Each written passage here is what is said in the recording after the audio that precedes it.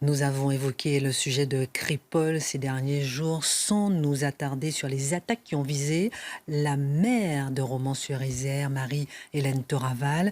Elle est accusée de jeter de l'huile sur le feu. On ne comprend pas, Charlotte Dornelas. Mais alors, entre autres amabilités, en effet, elle est accusée. On explique qu'à l'époque, elle a pris la parole et elle a jeté de l'huile sur le feu, hein, la fameuse phrase. Alors, les agresseurs bénéficient de jour en jour et de plateau en plateau de multiples excuses ou au minimum de minimisation de leurs responsabilités dans les actes qu'ils ont posés. Mais le drame de Crépol a bien des responsables, hein. Vous avez l'extrême droite, évidemment. Les victimes elles-mêmes qui sont pas très claires dans cette histoire. Autant les autres avaient des couteaux, mais c'est normal, c'était pour gérer le shit. Texto, hein. Donc c'était pas pour aller au bal, c'est parce que c'est normal, ils en ont toujours sur eux, très bien. Mais les rugbyman, eux, attention. Et Marie-Hélène Toraval, donc la mère de Romans-sur-Isère, on se souvient qu'elle avait pris la parole. Alors son tort, c'est quoi? Avoir lié le drame à l'islam, nous répètent les auteurs du livre, ce qui est faux, tout simplement, hein. Mais ça, on n'a pas de confrères pour leur expliquer que c'est faux.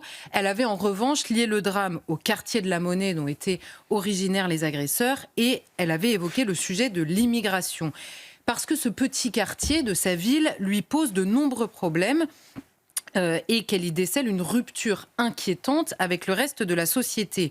Alors, le constat n'est pas non plus révolutionnaire, hein, c'est le cas pour de nombreux quartiers qu'on appelle des quartiers de reconquête républicaine, des quartiers prioritaires, donc on voit bien que tout le monde sait qu'il y a un problème. Ce qui est beaucoup plus révolutionnaire, c'est de le dire tel que c'est. Et il y a une des journalistes qui a écrit le livre qui nous dit, qui a l'air outrée et qui nous dit qu'elle considère ce quartier comme son point noir, comme un problème dans sa ville. Alors, pour cause, hein, le Dauphiné libéré nous dit ces derniers jours, ouvrez les guillemets, on sait comment ça marche à la Monnaie, on ne balance pas, c'est un principe, résume un éducateur aguerri, un mec qui balance est aussitôt banni du quartier. Il explique ça parce que, vous savez, on ne sait toujours pas qui a donné le coup de couteau à Thomas, notamment parce que pas une personne ne parle. Et dans le papier, tout le monde dit, tout le monde sait qui c'est à la Monnaie, mais personne n'osera parler. Donc c'est vraiment une logique tribale et de territoire purement. Le Parisien, juste après la mort de Zacharia, qui est mort quelques semaines dans le quartier de la Monnaie, quelques semaines après Thomas.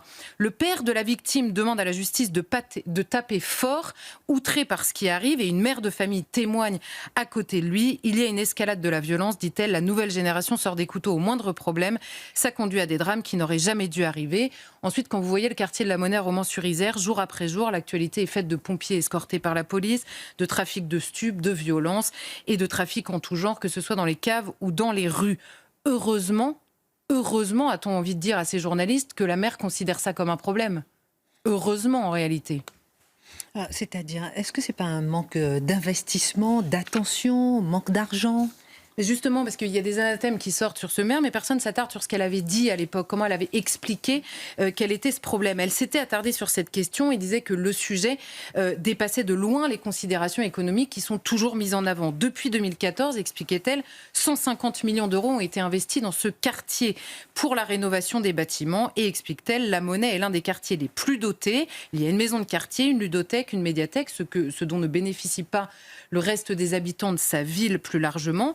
Et elle dit la maison de quartier en 2020 a d'ailleurs été en partie brûlée par des individus de la cité, tout comme la crèche en 2017 et une école en 2016. Et elle prend l'exemple de l'éducation qui relève directement de sa mairie. Elle dit « Cela représente 12% de ma population, le quartier de la Monnaie, 45% de mon budget global consacré à l'éducation. » Peut-on dès lors interroger le résultat que ça donne, explique-t-elle. Et à ce moment-là, après les émeutes, quand elle était revenue sur les émeutes qui avaient notamment frappé ce quartier, elle avait dit là, en effet, il y a beaucoup de commerces qui ont été brûlés, l'école, beaucoup de bâtiments, mais pas les commerces communautaires. C'est à ce moment-là qu'elle avait fait un lien éventuellement et avec les communautés nationales et avec la question religieuse. Mais ça, les journalistes n'ont pas été vérifiés si elle disait vrai.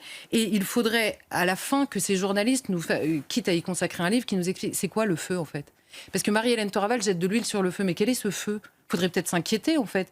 Quel est ce feu dont il ne faut pas parler? Quand on dit qu'une petite fille a été tuée par Owen, personne ne parle d'huile, personne ne parle de feu. On peut donner le prénom de l'agresseur. Quand on passe des heures et des heures sur Pierre Palmade, personne ne trouve qu'on jette de l'huile sur aucun feu. Donc quel est ce feu qui est systématiquement évoqué dès lors que la question de l'immigration s'invite dans le débat? Là, ce serait un livre intéressant pour ces trois journalistes en mal de notoriété, apparemment.